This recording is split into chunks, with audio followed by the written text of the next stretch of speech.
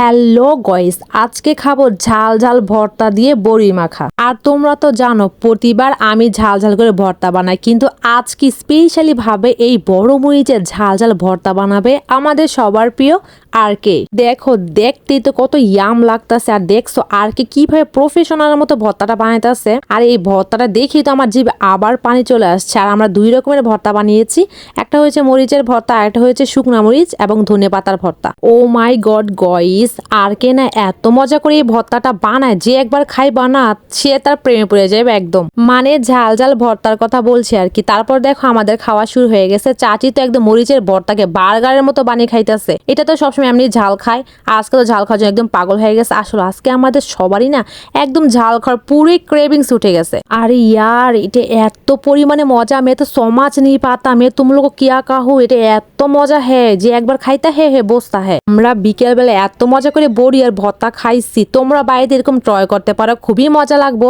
এই ভর্তা দিয়ে বড়ি মাখাটা। সব থেকে বেশি মজা লাগছে আমার কাছে সেই লাল বড় মরিচের ভর্তাটা। এটা থেকে এত সুন্দর ফ্লেভার বের হইতেছিল, আর এটার টেস্ট একদম এক কথা বলতে গেলে সেই স্বাদ হয়েছে, এত মজা।